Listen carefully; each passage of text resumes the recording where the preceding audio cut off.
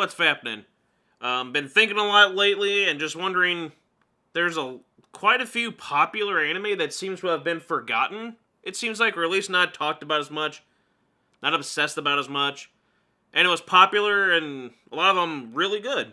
So I'm just going to have a list here of 5 forgotten popular anime. We'll start things off with The Melancholy of Haruhi Suzumiya. Now, this was pretty popular. I mean, you saw her, like, everywhere. Her face, and it seemed like a pretty popular thing. The opening and endings of the series, people really liked them. I still see it on YouTube today.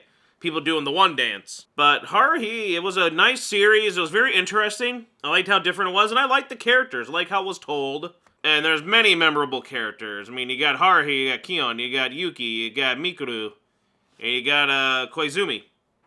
And then a couple other fun ones, too. I thought it was a very well-done anime. And the manga and the continuations. And then especially with the film, how everyone really likes the Disappearance one.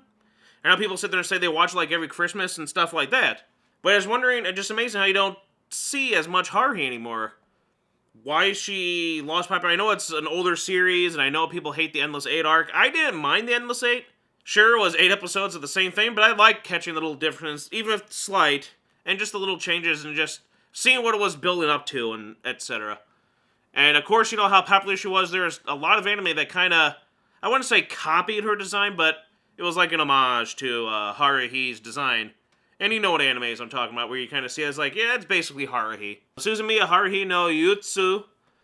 Very good anime from 2006. Wow, that long ago. What are your thoughts on Haruhi? Next up, we have Slayers. Now, this is an older series, popular in the 90s. One of the most popular. And the Slayers series had quite a few episodes, quite a few seasons. And then some other series after that with other characters. A personal favorite of mine would be, yeah, well. But it seemed like a really good series. Everyone loved Lena Inverse and her companions. There's still a lot of popular anime from the 90s and the 80s and stuff that people still talk about, but I don't see anybody talk about Slayers as much anymore. But I feel like the reason why a lot of stuff isn't talked about anymore, because, not to be rude or offend anybody, but a lot of people can't seem to remember anime existing like 2015 or say even 2013. And like anime existed before the 2010s. It was funny, it was out there, it was pretty wacky, and it had, light novels, manga, films, again, OVAs, video games, and all sorts of other media. Just a fun series with the gang, goofiness. It was pretty entertaining. And just wondering why, where we have Next and Extra and Revolution, Evolution. What's your favorite series of Slayers? Do you remember Slayers? Do you like it? Do you still like it? Do you think the character is still as memorable today? Let me know. Urusei Yatsura. Okay, now we're getting really old here. But a Japanese manga created by Rumiko Takahashi. We all know who she is. I like her style.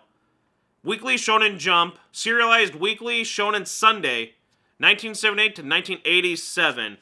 A lot of chapters, a lot of volumes, a lot of episodes. Apparently from 81 to 86, 195 episodes, 12 OVAs, 6 theatrical films. Phew! And everyone knows the character of Loom. You can't get past that design. The hair, the outfit, the horns. She's recognizable. Pretty popular. And I thought it was a fun series, a funny series. She's very sexy. She's beautiful. It was just entertaining. I love the design again. Takahashi, she always does a great job with the character designs. I like them. And pretty much launched her career, and it was positive, highly received, fans and critics alike. Even winning the Shogakukan Manga Award. I mean, it's a pretty popular series, and she's still seen everywhere. I still see her plastered and stuff, and people are bringing her back, and we're still seeing her in manga and anime, even over here, elsewhere.